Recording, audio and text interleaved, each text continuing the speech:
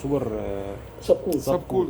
اي كوندنسر الاسود طبعا اي كوندنسر هوائي طبعا. فانا كنت مفكر ان هو في فكره لا محطوطة عشان كده مسمين الكوندنسر ده السب كولر. لا مش حاجه هو حاططها يعني عملها. دي درجات بالظبط يوصل لها. دي الحته الدرجه زي السوبر اللي بيحصل هيت. فيها التكثيف اقل شويه من انا الباقي. لمحت في الكلام اللي هو ايه عندنا الكوندنسر سب كولر، فانا قلت ممكن يكون بقى في كوندنسر مش سب كولر، لا، يبقى كده لا. في ديزاين مثلا لو ما مختلف. تحققش يبقى كده اي كوندنسر موجود اصلا. ايوه سب لازم كول. يكون في سب كول بالظبط وسوبر هيت في الاوبريت. سوبر هيت بالظبط، الاثنين مرتبطين انا قلت هو ممكن يكون مزود حاجه عامل مواسير فرعيه عشان كده السب كولر عندي هنا عادي. هو بيقول لك ان دي منطقه السب كولر، تمام.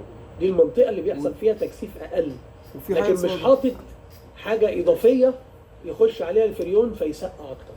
مظبوط. في كان حاجه ناخد ماشي ناخد مش بريك. بس هندسه كان في حاجه اسمها اكيوميليتور سكشن لاين. اكيوميليتور سكشن لاين البي 3 اكيوميليتور. اكيوميليتور ده حاجه ثانيه. بس هو ده اللي كان بيحقق الحته بتاعت السب كولر والسوبر هيت. كان الاكيوميليتور وظيفته حاجه واحده، اه عشان ما يرجعش ليكويد على الكمبريسور ما هو يتحط في خط السحب. التبادل بالظبط. ممكن نبقى نتكلم فيه. تمام ماشي. انتوا كده عايزين 10 ايام. معلش هندسه على عندها الساعه طاقه 3 هتيجي